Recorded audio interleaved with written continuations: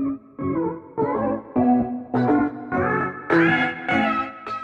ay mga Lods, magandang araw po sa inyo lahat. At for today's video po, pag-uusapan po natin yung mga senyales na nakikipagsiping sa iba ang babae maliban sa'yo.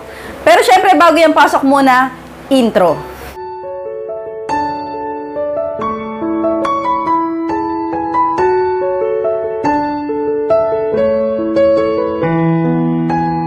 Lods, may mga shoutout nga po pala ako sa dulo ng video na ito, kaya antabayanin nyo po yan mamaya. So, paano nyo na nga ba malalaman na sumisiping sa iba ang isang babae maliban sa'yo? So, kadalasan, Lods, ito po yung mga tanong sa akin ng aking mga viewers na paano nga daw ba malalaman na sumisiping yung babae sa iba? So, punta na nga po tayo kagad sa unang senyales na sumisiping sa iba ang isang babae. Number 1, laging inis sa'yo at walang ganang makipagtalik sa'yo. Opo, isa po ito sa mga senyales ng isang babae ay sumisiping sa iba kapag po nararamdaman po ninyo na laging nalang galit sa'yo, laging nalang inis sa'yo kahit wala ka namang ginagawang masama, konting bagay, maliit na bagay, nakikipagtalo agad sa'yo, no? So, kapag ang isang babae po ay lagi nalang irritable sa'yo, na noon ay hindi naman siya ganun, tapos isang araw na lang, kunwari, nag-stay in ka sa trabaho, o kaya, may napapansin kang kakaiba sa kanya, biglaan na lang, no? Na dati-dati, ang sweet naman sa'yo, kapag umuwi ka, sinasalubong ka, hinahalikan ka, inaasikaso ka, tapos bigla na lang na umuwi ka ng bahay, o umuwi ka ng bahay na pakiramdam mo, parang hindi na siya excited na makita ka, hindi na siya masayang makasama ka.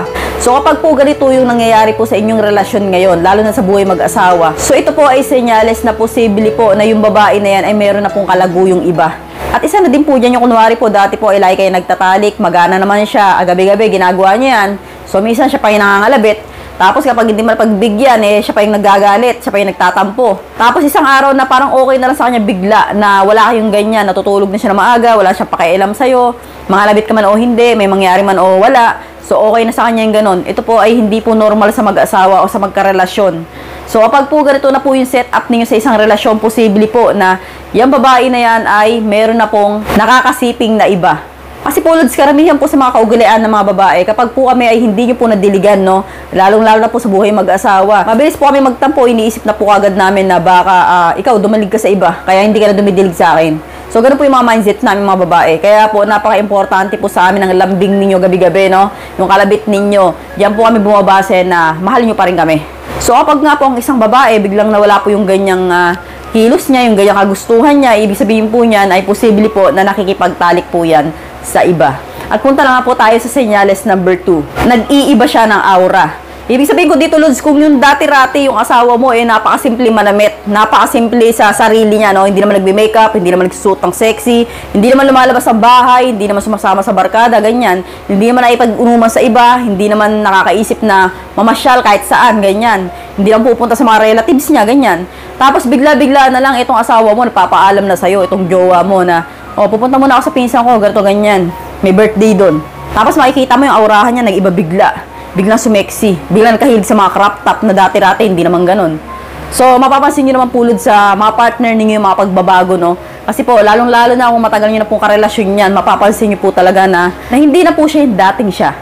So, kapag napapansin nyo po yung mga ganitong kilos sa isang babae, Lods, posible po talaga na meron pong iba yung babae na yan. Kasi po, ang isang babae po ay magbabago lang po yan ang aurahan kapag may pinapagandahan pong iba yan. Para din po sa lalaki yan, Lods, kayo po pag nagpapagwapo po kayo, no, ibig sabihin po, meron din po yung pinopormahan na iba. Ganun lang po yan. Kadalasan po nangyayari po yan sa mag-asawa. Na kunwari, yung lalaki ay may asawa na tapos naliligaw sa dalaga. Siyempre, ang gagawin mo para mapansin ka ng dalaga, siyempre, magpapapogi ka. Poporma ka, di ba? Ganun din po kami mga babae na magpapasexy kami kahit na may asawa na po kami. Kung meron po kaming napupusuan na iba. Siyempre, kailangan maganda yung datingan namin sa taong nagugustuhan namin. Ganun po yun. So, hindi po yung bago sa ating mga paligid. Marami po talaga nangyayari yung mga ganyan na lokohan sa isang relasyon. So, ito po yung mga senyales na posible po talaga nagloloko ang partner mo sa'yo. At punta na nga po tayo sa pangatlong signs na nagloloko ang isang babae. Ito po yung lumuluwag na ang kepay. So, kunwari po, Lods, may nag-comment po sa akin dito, ma'am. Sabi niya sa akin, ma'am, yung jowa ko, ma'am, yung asawa ko, lumuluwag yung kepay kahit di naman kami nagtatalik. So, ito po ba ay senyales na meron po ba siyang kaluguyong iba? Opo, posible po. Kasi po, alam niyo naman, Lods, ang isang babae kapag po matagal na po yung walang siping, no? So, kunwari po, taon na, ilang buwan na, kunwari, nagtrabaho kayo sa ibang bansa. Tapos pagdating ninyo, ang luwag ng kepay. So, posible po na ipagtalik po yan sa iba. So, bakit? So, titingnan nyo po muna, Lods, kung unang-una nakita nyo po ba yung senyales number 1 sa kanya na wala nang gana may pagtalik sa'yo. Lagi na lang inis sa'yo.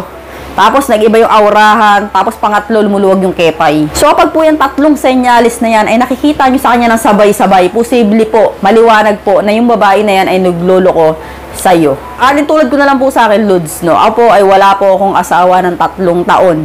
So, ibig sabihin po, wala po akong dilig. So, nung time na yun, Lods, no, ako po ay naipagtalik ulit. Medyo sumikip po yun sa akin, no? Kasi po, wala pong gumagamit. Pero nung nagkaroon po ako ng araw-araw na talik na syempre lumuluwag ulit yan. Kasi araw-araw nagagamit eh. Alam niyo naman po yung bibingka ng isang babae para pong goma yan na kapag lagi yung ginagamit, bumabanat. So kapag po ang isang babae talaga ay lagi po may gumagamit, lumuluwag po talaga yung kepay. Opo.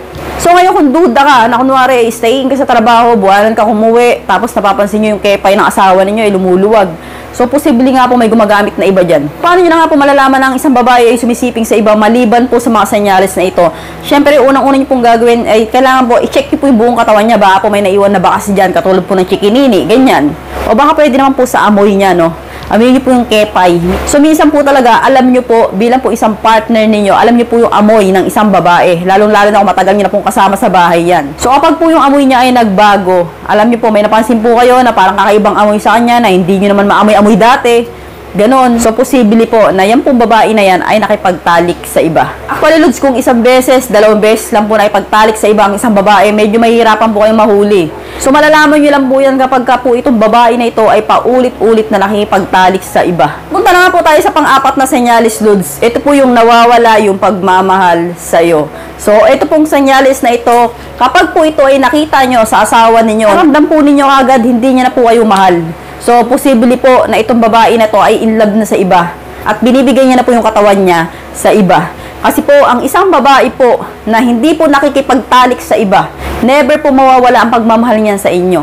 So, nawawala lang po yan kapag po nabibigay niya po yung attention niya sa iba, na ibibigay niya na po yung katawan niya sa iba. Kaya po, kapag po ganito na po yung partner niya sa inyo, signs po yan na meron na po siyang kalaguyong iba. So, Lods, mag-shoutout na nga po tayo. Shoutout po kina Darly Facon, Scout Ranger, Oridina_41, belated happy birthday po.